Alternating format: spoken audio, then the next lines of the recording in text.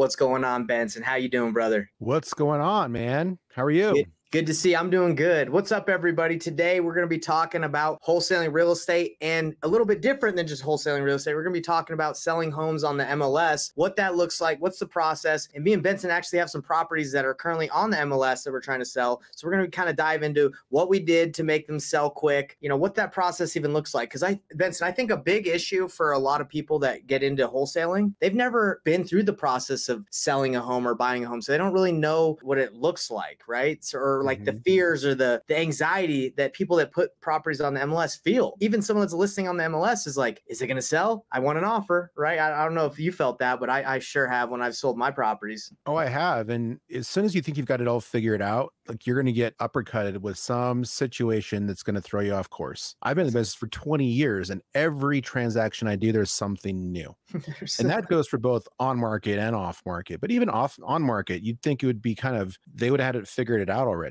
But they don't. And there's always new things. So you really have to have a good agent helping you. Like that's one of the things that I think is key to selling something on market, is working with an agent who knows the business, but also one that knows investing, right? Wow. Working with an investor friendly agent is so important, in my opinion. I love it. I love it. So before we get diving into these properties, let's kind of introduce ourselves so people know who we are. I'll go first. My name's Nathan Payne. I've been investing not as long as you. I've been investing for 6 years and cut my teeth on wholesaling. Just started knocking doors, tried to get deals just by trying to figure it out. No plan, just went brute force, took action. And now I've done millions of dollars in transactions, having to keep all that, right? That's the thing about doing business.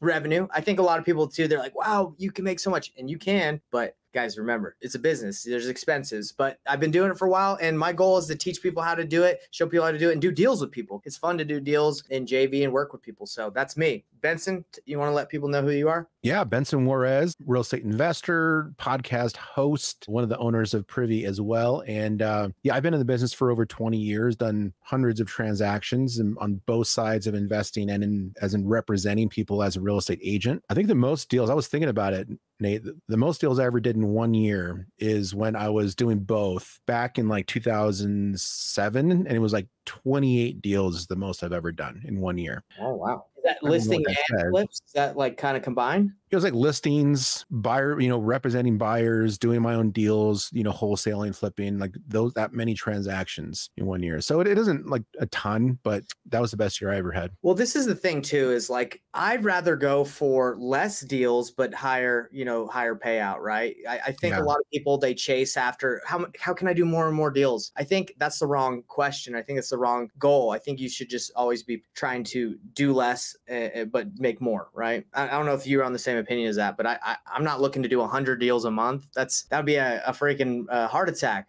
Yeah. I think the goal should be like a revenue number for sure. Right. And in most cases, especially with residential, it takes just as much work to do $1 million deal as it does to do a $50,000 deal. And the revenue would be way different on those, likely because of the price point. So once you cross over into more complicated deals, maybe like syndications or commercial or large multifamily, like the complexity increases. So it's not as easy. It's not like a 1-for-1. But yeah, I think in general, you're right. You should look for at revenue, not the number of transactions closed. Right. Because a volume thing is there's a lot of things that can fall apart, in my opinion, when you try to do a ton, right? I would just get better at one thing and focus. But anyway, awesome to have you on here, Benson. And it's always a pleasure to collaborate and talk about real estate with you and just hang out, So today, guys, what we're going to be talking about is the MLS, getting properties on the MLS. What does that process look like? Because again, a lot of us that are doing this probably haven't sold a house before or owned a house. That's okay. You can still be a real estate investor, get into the game without owning, but it's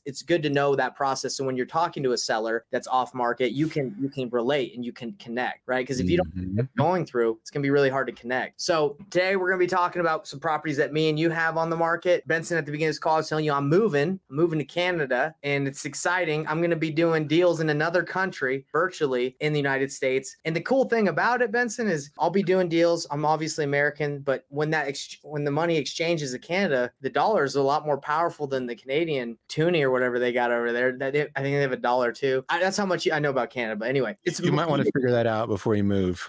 the toonie or whatever they got over there. I think they just trade grain. Yeah, It's I just think like it's pounds of wheat. grain for property. Yeah. Exactly. But it's stronger here. So it's exciting, man. And you can do deals from anywhere in the world, right? That's Mm-hmm. what I love about this business. You need your laptop. A lot of people are like, hey, how are you going to do your job? You can do it from anywhere. No one knows where I am right now in this building.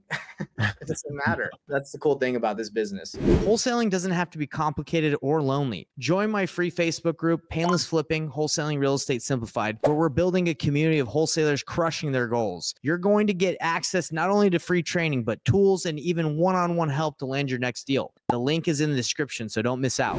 I'll get started, Benson. Do you have anything you want to add before we get into, the process of selling a home, what it looks like? You have anything you want to get into the process? Are you going to start talking about your property first, or do you want to get into like, okay, what is the steps to getting a property listed? Yeah, let's talk about the steps really quick, and then I'll kind of go through my property, and then we can show yours. So when me and my wife, so we're moving, right? So we had to think about, okay, how are we going to sell this house? This is the thing that sellers are going through their heads. So how are we going to sell? Not a lot of people know about the cash offer route. I would say most people, in order to sell their home, they think they need to list it. So most people, they're like, okay, well, how do I sell my house? You got for sale by owner, right? Let me just do it myself, or let me put it on Facebook Marketplace. Let me contact an agent. And I'd say that's the majority of how people sell their homes. Let's see, with a real estate agent, they now have these done for you brokerages or these websites like Brokerless. And they have a place called Homey here where you can do it for like super cheap, or you can sell for cash. And then you have like the creative ways that not a lot of people know about either, like rent to own. You can do that. You can sell it on subject to, like different creative financing techniques. But those, I think, Benson, are like what's usually going through people's heads is like, okay, what option am I going to go to? And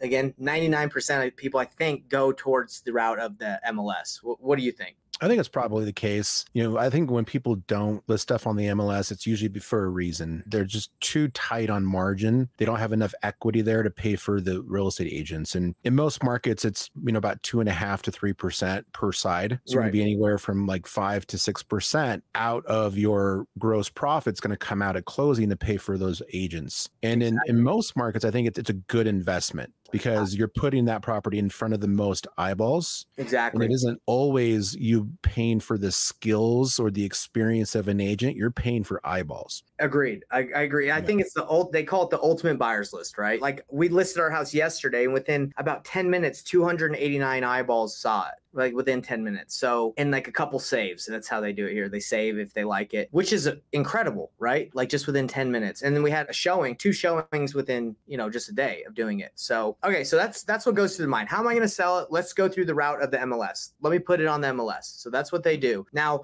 that means I got to reach out to a real estate agent. And there's different types of agents out there. There's the ones that will do a flat fee. They'll just put it on the market and they won't do that much marketing for you. They're just like going to put it, and maybe you can even handle the calls. Brokerless does that. Or you can pay someone 3%, 2.5%, you negotiate. I think a lot of people go towards that, like a friend. They're like, oh, my friend, I've known him for a long time. I'll list it with him. My buddy that I've done a lot of deals with, Nate Worth, and he said, hey man, I'll hook you up. I'll just do it for $2,000, which is incredible. We've done a lot of business together. So he's doing that for me. And that's the next step, right? Let's get on MLS. We got to find someone to put it on there. Did I get everything, Benson, on that? Yeah, I think you're right. You have to really balance the route of going with a family member, somebody and somebody who you think is like really seasoned and has a lot of experience, right? And they're not always the same. If you have a friend and family who's done a lot of business and they have, and they're willing to give you a deal, and you can actually, put food in the mouths of their family, like that's the best thing in my opinion. But this is the revolving door, the real estate world is. And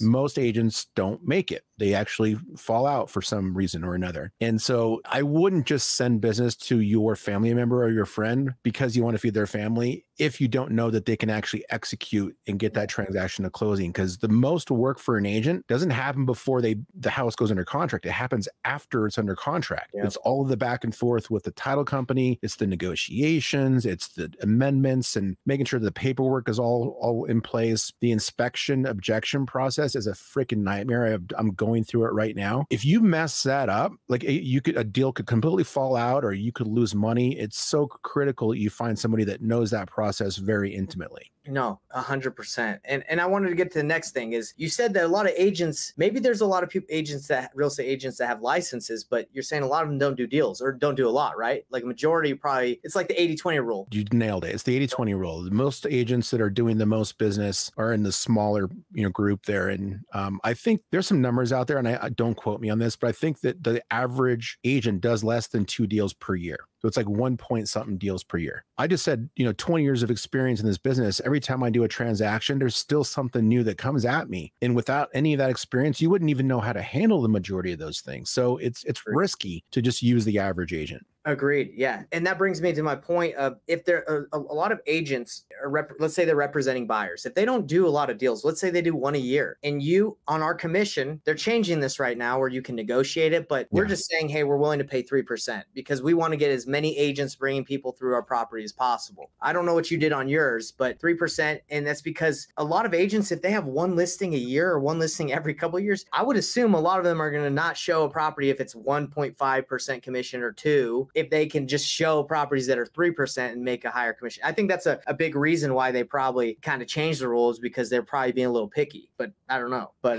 yeah, it's hard to say. Like, most agents have a fiduciary responsibility to their client that they're there to represent their best interests. So if they're not showing properties because they'll earn less, that's a huge violation of their fiduciary responsibility, and they could lose their license for it, or at least get sanctioned or fined pretty big. Agreed. Right? So, but proving that would be difficult. Right. I'm assuming it happens, right? Especially if you get one every 5 years, you're trying to make, they're probably thinking about that. They definitely are. And that's been a part of the discussion when the NAR lawsuit came down, where they were changing the way that the buyer's commission is structured. It isn't automatic in there. You have to negotiate it. That was one of the top things that people talked about is, okay, well, if we have a lower commission for buyers, like, are we going to get the full eyeballs, which we said was the most valuable piece of those commissions in the first place. It wasn't necessarily the skills or the experience of the agent, but maximizing the amount of eyeballs. And I do believe that there are some agents out there, whether it's consciously or unconsciously, they would prefer to make 3% on a deal than 1%. Right. The next piece after that, though, is once you find your agent, then you have to have a discussion about the listing. Right. What are they going to bring to the table? So they do a listing presentation. They come to the house, they bring a folder, they bring all of their comparables, what they think the house will sell for. They're going to give the seller a range of prices. Here's the low price range. Here's the high price range. Is there anything we missed? Right. Did you do any improvements that I didn't find in public records? Or did you finish the basement? Or, did you add a deck to the back? Like, those things can matter. And so then they figure out a price. And then likely that seller is talking to more than one agent. So they're going to have to figure out, okay, which agent represents me and my family's best interests? Which ones do I click with the most, right? You want to vibe with someone that you're trust, right? Doing a big transaction with, and then you're going to weigh their experience, and then also the referrals, like who's referred them, how did you find them? So all that goes into that process of trying to figure out who you're going to choose. Exactly. And then you pick the agent, and then at that point there's some contracts that have to be filled out. And I will say that I'm assuming this happens with a lot of real estate agents, because I've given a lot of business to real estate agents. I'm not an agent right now, but a lot of the times agents will come in and they'll show comparables of what they believe the house is worth or what the data is showing, but sellers will be like, no, I think it's worth more. And sometimes it's a battle. The agent wants to kind of like get the listing and say, look, no, it needs to go here for it to sell. I've seen a lot of agents just like throw their hands in there like, all right, well, try what you want. I don't know if you've seen that, Benson, but I know I've seen a lot. It happens. And I feel bad for those agents, because if they don't get it, then the seller's like, hey, you're not good. It's like, no, I told you that it wasn't worth that, but they also want the business. So that's a dilemma I think I would have if I was an agent, is trying to give them the real data without them being mad at me, and wanting to work with me. But also winning the listing, like you said, right? So one of the main factors that a seller is going to consider is who's going to help me get the highest price. Right. So if you got a bunch of people coming through and you got 2 agents who just want the listing, and they'll just blow smoke up the butt of the seller and be like, yeah, you can get this max price, even though they know that the comps that I'm using all have one more bedroom, one more bathroom, they got a finished basement, and then they're just using that as, a false data point to prove they can get and then they can get the highest price. But then once they got the contract, then they can get in there and they can be like, oh, well, it looks like we're not getting the number of showings that we expected, or, the market is not doing great. Interest rates aren't good. So that's why it didn't sell yet. So we're gonna have to lower the price. And they're gonna lower the price price to what the guy who was honest initially said was where the price needed to be. And it's just kind of, that's a big game. And that's not a game I would play, because it's the same thing when it comes to wholesaling homes, right? Like when you're talking to a seller that's off market, when you're direct to seller, sometimes you have those sellers that are pie in the sky. You know, they think their house is worth so much, and you have the people that they go in and they just get under contract and try to renegotiate later, and they lose trust and it doesn't work out. I don't think that's the right business model. And then you have the people like me that show the data and we say, hey, look, this is what the market's dictating, saying, and you lose out sometimes to those people go in and just tell the seller what they want to hear. But depends. I would say you got to do business the right and ethical way, and you're going to win some, you're going to lose some, but I mean, at least you're doing the right thing. But I'm sure there are a lot of agents, a lot of wholesalers that do the other route. It goes back and forth. It really does. But, you know, once that seller chooses their agent, then at that point, there's going to be a listing contract, right? Listing contracts are different in every market. It's the state that sets those up. And so that's where they're going to define what the price is, you know, how they can market it. Can they just show it in the MLS? Or are they allowed to syndicate it to Zillow and Trulia and all these other sites that will get them more eyeballs? You know, if it's a private gated community in Beverly Hills, like there may be only sending it out to other agents. Like they might not even put it on the MLS publicly, right? Because they don't want a bunch of people walking through their house. So there's like some weird kind of listing rules that has to be agreed to before they put it on the MLS, which includes the price, the commissions, how long the listing is for. Is it a 3-month, 6-month, year-long listing? How are they going to show it? Is there a lockbox on there? Does the agent have to be there present every time? Can you only show it from the hours of 6 to 7 o'clock at night? Or, you know, can you show it at all times during the day? What if there's a dog who's like a meanie and they have to go and put they got to coordinate all that, right? Oh, it's so much coordination. But once it's on paper, it's all fairly easy. And then they just turn the listing on the MLS. But one of the most important things that has to be agreed upon, Nate, is the description. The description say that's going to entice all those looky-loos on Zillow and the agent to show that property. Yeah, that's exactly right. And that's where we're at right now. So let's dive right into the listing that I have for I'm selling my house. I'm going to show you guys the before and after and how we made the decision to buy this house. Because when I first bought this house, I was like, man, this house sucks. It's ugly. I didn't see the vision. My wife did. And so I'm going to show you guys what it looked like, what we did to it, and, you know, what we added and what I would add if I was just flipping it and not living in it. And then Benson, we'll go to yours. Okay.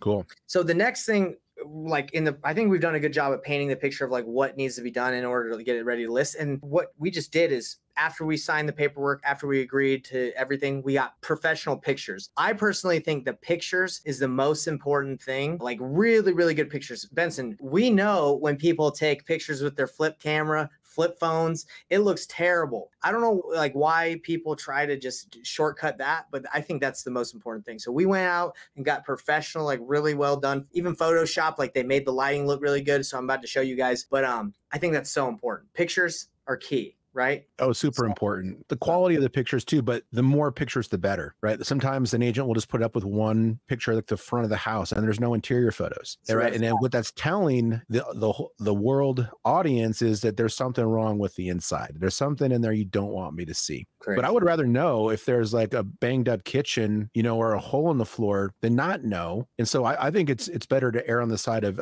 just too many photos than it is to skimp on those, because it does make a huge difference. But I'm excited to see the photos on your before and after. I think it looks good. You're about to tell me the truth though. Okay, so here's my home. I bought it a couple years ago. These are the professional pictures they were taken, you know, multiple the front. This is our kitchen. So when we bought this, I'm about to show you guys a before and after video, but you can see, Benson, like it's got the lighting, you know, maybe even some Photoshop lighting. I don't know how they got it so bright in there, but it looks really bright. So that's our living room. So as I'm kind of going through this, I'm going to show you guys the video of how we bought this house. It was an old grandma house when we bought it, and you guys see the difference. So let me play this video. Okay, so this is the bathroom that we got it with a blue, whatever the heck, countertop or Formica, terrible. Yes. Old carpet, nasty wallpaper. And our agent was like, this is great location. Just get it. Right. So she's telling us a random little vanity right here, like in the closet. And you probably heard about this. They call them Jack and Jill bathrooms where it's connected. So the master didn't have its own bathroom. It was connected to one. So it needed some love.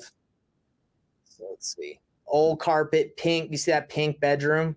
Oh, I love it. Yeah, this is the stuff that me and you look for. We love. Does that chair, that rocking chair, ever move on its own? You know what? I think it moved a couple times during the show when we first bought it. Nah, but I mean, I wouldn't be surprised. So let me see if they got any of that kitchen. The kitchen had pink flower cabinets, like kitchen cabinets. It was, I don't even know where you get that done. So here's the basement. Let's see. So it wasn't finished, really. Like this room, I guess you could say is finished, but terrible. No carpet. No carpet. So we got purple, pink over here walls and a blue one with paint all over it. And the lighting wasn't done in there. Mm. So the thing that I was looking at when I bought this house is, does it have good bones? And it had great bones. So like the properties that were built in this time, like very well done. So this is, I guess this was like their theater room. They got the TV and 2 chairs. Theater room. There you go. Yeah. The windows are old. And then you're going to love this shower, dude. The shower is gross. So old vanity, old. Look at that wood grain toilet seat. You got to love that. Yeah. Splinters on your butt. That's yeah. Great. And then you got the mold coming in from the shower because it's leaking. Not looking too good. You know, the utility room, carpet. Let's see if there's anything else. Backyard was pretty big, so that was cool. Yeah. Oh, yeah, that's a good size. You probably got like, what is that? 12,000 square foot lot. You know what? I only know it by the like 0.3. It's like 0.3 of an acre. So that's how I know. I don't know what that is in square feet. But yeah, so the reason I'm showing you guys this is because this is what the property looked like when we bought it. Not attractive. Let's see if there's any. Yeah. So as you can see, ugly, yellow, nasty.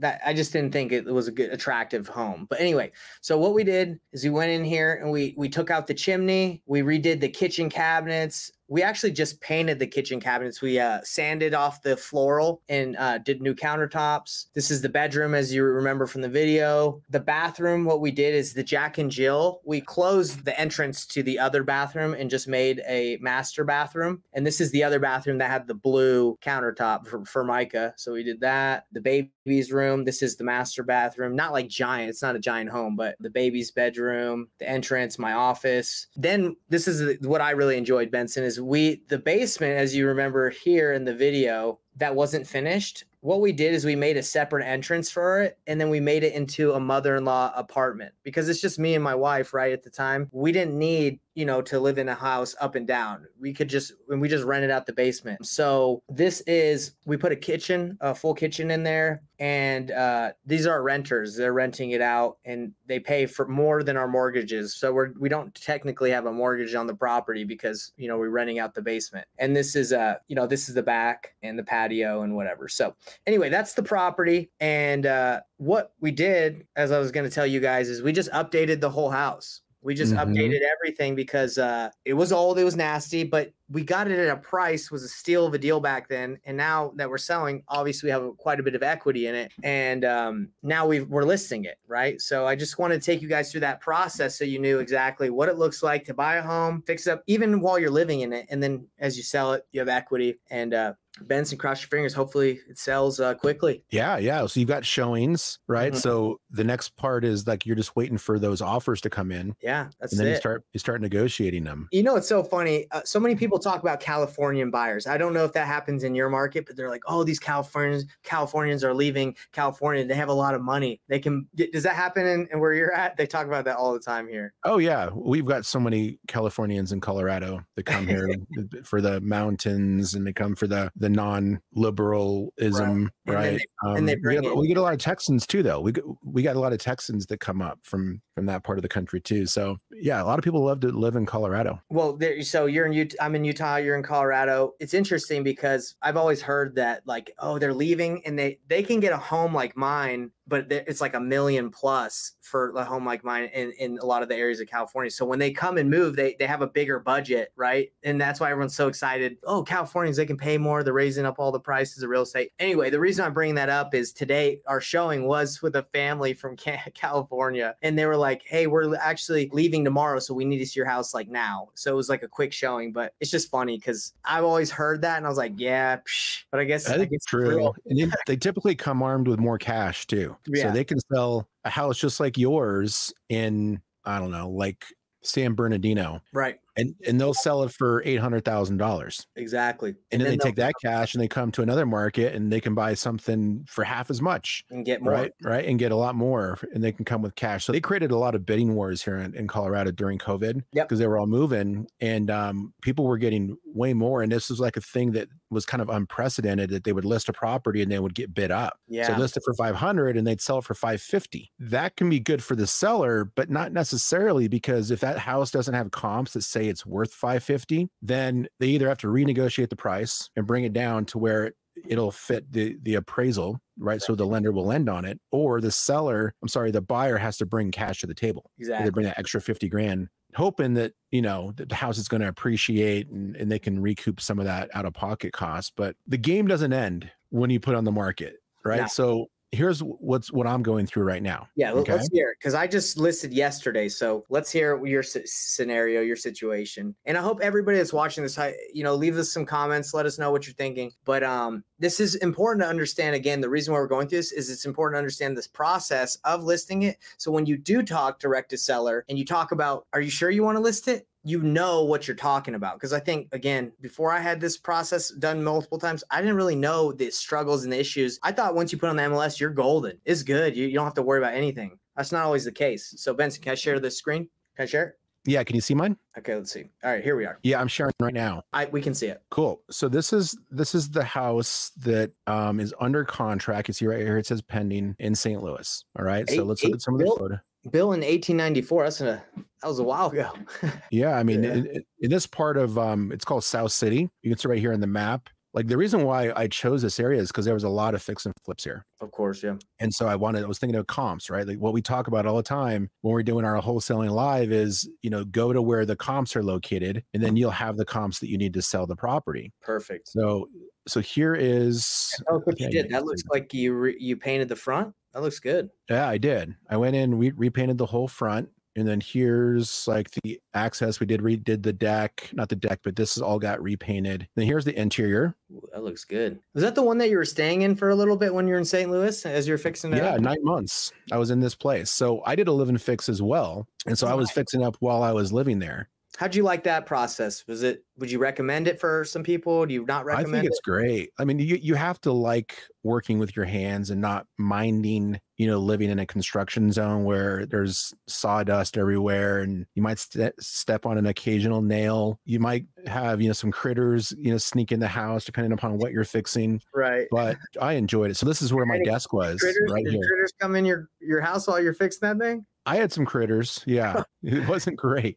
Oh gosh, that's crazy. So I sat over here, and then like right over here on the left where this chair is, and this whole wall was just all full of like tools and construction. And so when I was live, nobody could see any of that. Yeah. So it's got that cool wall. We redid the whole bathroom. It's kind of hard to see the bathroom from there, but they had a home built in. So we ripped all that out. Obviously, all the paint's new. All the trim is painted. Great pics, by the way. This is looking great. Yeah, here's the kitchen. We didn't do much in the kitchen at all. We just painted and cleaned it up. I had to put a new microwave in, but all the decorations. Nice. And then I set it up as an Airbnb, right? Yeah. So this was earning me money while I wasn't living there. But while I was living there, I was saving on rent, right? So I didn't have to go rent another place out while I was doing this. So that saved me, over $2,000 a month for those 9 months. That's almost $20,000 net gain for me because I wasn't renting. I love it. So this is the back room. And actually this back room wasn't, see this closet right here? That wasn't there when I bought it. Okay. So I actually hired a contractor to come in and build a whole closet unit out, which now turns it from a 2-2 into a 3-2. Which would you say that increased the comps and what you could sell for by adding that bedroom? Yeah, so important. So this is the upstairs. This is the master bedroom. I love that exposed brick. Did you mean to keep that just for like this fix? That's nice. Yeah. So this is the second bedroom upstairs. This is sweet. Yeah, I redid the bathroom and everything, laundry room. That was a work in progress. That was a disgusting. And then here's the backyard. I cleaned all this up, planted these trees. This is all dirt. So we put this pad in with all of this rock, and then I put like a sand pit back here. That little tree died, but then I went and got this. I would say landscaping's pretty pivot, like pretty important for getting as much as you can too. Like if it looks good on the outside too, that's great. This Yeah. looks good. And then it has this off-street parking. This gate opens. It's this huge swinging gate, so you don't have to park on the street. What's the square footage of the property? I think it was 1900. It's nice. 1666. Seems bigger than that. Yeah, it feels bigger than that for sure. Yeah. So here's the before. So the before wasn't horrible. So this was what I would call like more of like a lipstick type flip. It didn't require a lot of construction. Which is important, right? Once you start getting into construction, that's when your budget starts diving. And you start a lot. So there's that back room that didn't have a closet in it. So, you know, I didn't have to put a ton of money into it. So got under contract, 220. I bought it for 150, you know, real basic reno. And also, like I said, about $20,000 worth of net savings on rent as well that I count in there. So it came out pretty good. That's amazing. It looks like you did a great job.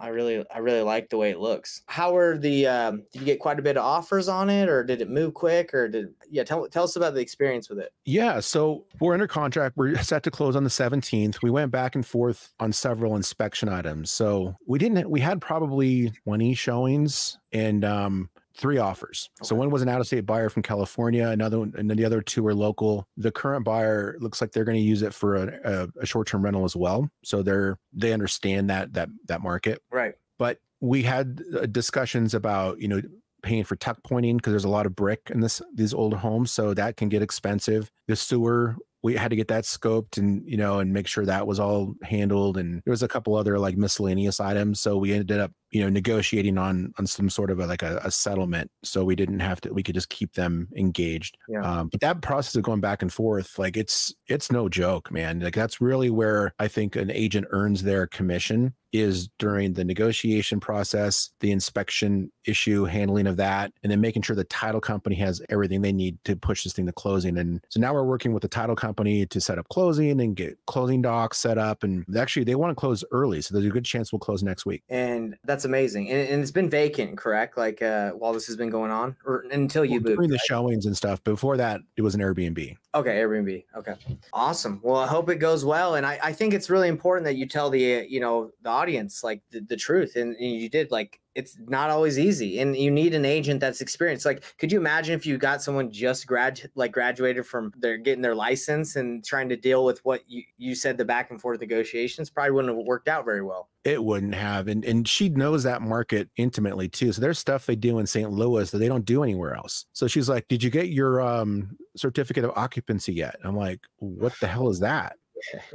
And so we don't do that here in Colorado. There's no certificate of occupancy process. And the title company, they have a different set of rules, the way they operate in Missouri. So that was a learning experience for me. But I had worked with Nika before. She was an agent who would help me close several transactions before this virtually from Colorado. But I found her with Privy, right? So I went in and I searched investor-friendly agents, found her, and she helped me do several wholesale deals and buy this property the first time around. Awesome. So we have an experience together and we have that trust built. So like, you know, I trust her to help me out when anything, you know, comes up, whether it's the negotiations or she can go in and out of the property if she needs to. She referred a lot of my contractors to me and inspectors, and that's huge. All of like the, you know, the people, the supporting cast, if you will, the transaction came through referrals. So that's really helpful, especially when you're out of state. Oh, I love that. I've heard so many people say like agents are overpaid, that blah, blah, blah, that like a lot of people that are against that. But I really believe a good agent is worth their weight in gold, because they can help you from making bad decisions. They can take like, just help you through the process. Like in Canada, for example, I was like, in my mind, I'm like, oh, I can just go buy a property, but that's another country. I don't know the area very well. So I just called an agent and I was telling him about the area I wanted. He's like, okay, so this area I didn't know. He's like, you got to be careful in some of these areas that it's well water, right? It's propane, it's not gas. And the sewer, like it's what do they call it? It's not sewer. It's the one that's like you have to go get it sucked up like by a machine, like a machine. It's what do they call that? Do you know what I'm talking about? A sump pump? No. Septic, right? Septic. Yeah. So it's septic out there. So I'm like, bro, I don't know what any of that is. Oh, okay. Right. because it's out kind of in the country where we're trying to move. So the guy's like, you have to be careful because some of the well water is bad. It's got some, you have to check and make sure that it's not low flow well water area where you're going to be running out of water because you're just in a bad spot. So you know, if you didn't have an agent, if I wasn't talking to someone that knew the area and the market, maybe I potentially make a bad buy. So I think it's agents, people that understand their market and are masters of their area. So valuable, especially when you're buying real estate. So don't poo-poo on agents, guys. They're necessary. I would say they're definitely. They are, especially within the investing world. Right now, we're talking about whether your primary residence, but this is one of my, rental properties. Right. Like you really want to make sure you're working with the right person and that they can support you and get you what you need. So yeah, they're definitely worth it. Curious on Privy. Can you explain to us how you found an investor-friendly agent using the platform? I'm kind of curious because that would be, I think that'd be really useful for people to start networking with people. With investors. Oh yeah. Well, I mean, if anyone's watched any of our content before, you've seen us, log into Privy, and then you click that button on the left that says fix and flip, and then that shows you all the fix and flips that happened nationwide or in your target market. And then you just look at those houses that were flipped, and the agent that represents that second transaction on the flip is an investor-friendly agent. Perfect. And then you could just call them, or you can do a search for absentee owners, and those are landlords. So there's agents that represent fix and flippers, and there's agents that represent people who buy rental properties as well. And they're both good, but it probably is good to get one based off of the exit strategy you're looking for. And if you're wholesaling, you probably want to use an agent who represents flippers, not landlords. I love it. That advice alone in this whole call that we've been talking, huge. Definitely networking with agents that understand their markets and that are tapped into investing, or with landlords, that you're going to get deals if you can get plugged into that. So awesome, Benson. We went a little longer than I thought we would, man, but I had a good time. I think we dived into some really important stuff that a lot of people probably don't think is that important, that are like trying to get wholesale. But this is extremely important, I would say. You need to understand this stuff in order to really know what you're talking about and seem credible and be credible when talking to sellers.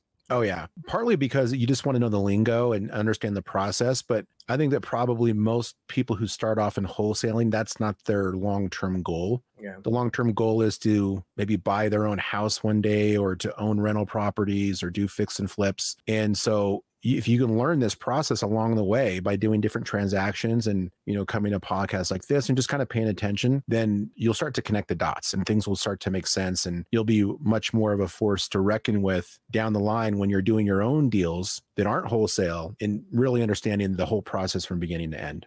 Love it. Well, you guys heard it here first. You guys want to get into the game, just start taking action, but also dive in and listen to the content that's on Benson's YouTube channel, that's on my YouTube channel. As we come out with stuff every week, and our goal is to give you guys free training, free information, so you guys can go out and take action. And don't be afraid. We're here to help out. So Benson, I'm good. You got anything else to say? No, man. It's good to go. Thank you so much for having me. I appreciate everybody being here on all the different platforms. Please like and share this content with people that really helps us out. And just keep an eye out for more engaging and interesting content in the future. Sounds good. Talk to you guys later. All right, so here's your next step, everybody. Join my free Facebook group called Painless Flipping, Wholesaling Real Estate Simplified. If you're ready to take action and close your deals faster, this is where you need to be. You're going to be getting live trainings, free resources, and support all along your way. Link is below in the description, so just click it there. And don't stop there. Watch the next video here to learn more about wholesaling strategies that will help you get your next deal faster. Click it now, and let's keep the momentum going.